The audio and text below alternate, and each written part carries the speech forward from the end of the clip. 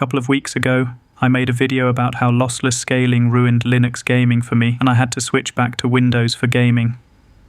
Well, that video aged like milk.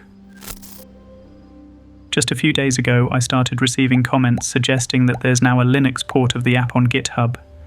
Naturally, I had to check it out as soon as possible. After finishing work today and finding some free time, I decided to give it a try. I kept my expectations low though, since this is still in the early development stage. Most importantly, this is not an official port from the original developers of the lossless scaling app, so there's no support from them and things can change rapidly. If you visit the GitHub page for this project, you'll see a warning message. This is a work in progress. While frame generation has worked in quite a few games, compatibility with many games and frame pacing issues still need to be addressed. So, don't expect everything to work like the Windows version.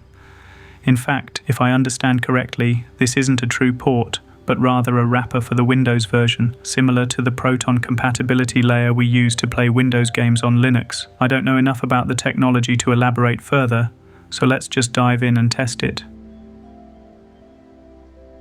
The installation is extremely straightforward.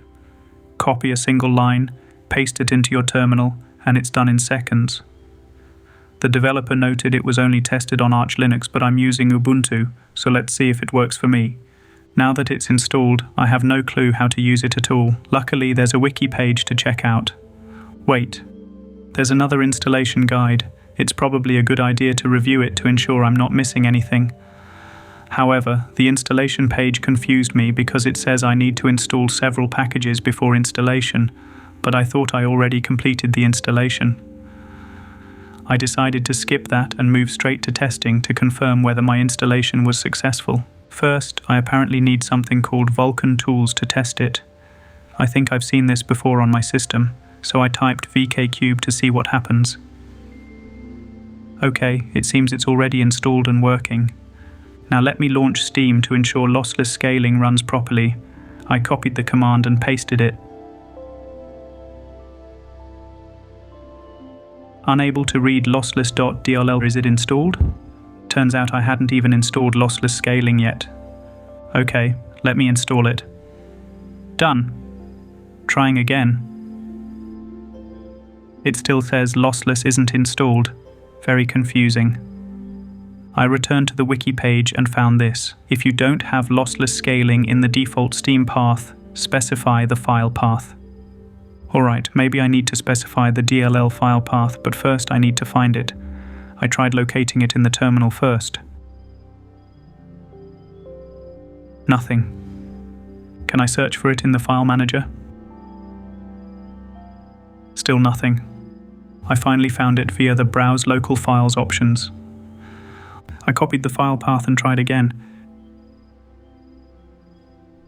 It works! According to the wiki, if the cube spins slower, it means it's working properly. It seems to be spinning more slowly now. I am guessing the tool is now working without any issue. So, how do I get it to run with games? Let's check the wiki again. After reading a bit, I now understand that I just need to copy the environment variables into the launch options of a game, and that should be enough. For reference, I'll run the game first without lossless scaling to see its baseline performance. In Clair Obscur Expedition 33 at 1600p with the lowest graphic settings, I'm getting around 43 FPS in this scenario. Switching to 1200p makes the window significantly smaller, but the FPS jumps to the mid-50s. This is totally playable for this game, in my opinion. By the way, I'm running the game on my Lenovo laptop with the specs shown here. Now I've pasted the environment variables into the launch options, and here's the game running with lossless scaling's frame generation. Well, the FPS is about half of what it was without frame generation. I set the multiplier to 2x because I knew the integrated GPU on this laptop couldn't handle 4x frame generation. Switching from 1600p to 1200p, the FPS jumps from the mid-20s to 37 or 38. However, the frame time graph looks terrible, and the game feels nearly unplayable. There are also a lot of graphical artifacts when the camera moves. I tried switching to full screen, but the FPS dropped even further. This particular game might not be supported yet. I checked the wiki's list of successfully injected games, and unsurprisingly, Expedition 33 isn't there. The list is shockingly short. Maybe I should try it without Mango HUD. I disabled Mango HUD in the launch options and used Steam's built-in FPS counter instead.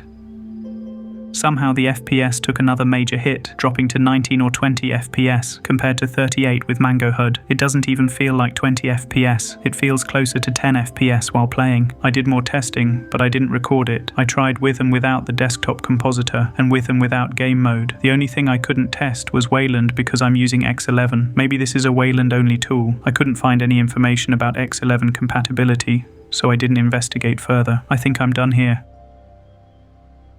This was a failed start for me, but I'm still optimistic about the project's future. According to the wiki, some people are successfully using it with multiple games, so I'm confident the number of supported titles will grow quickly.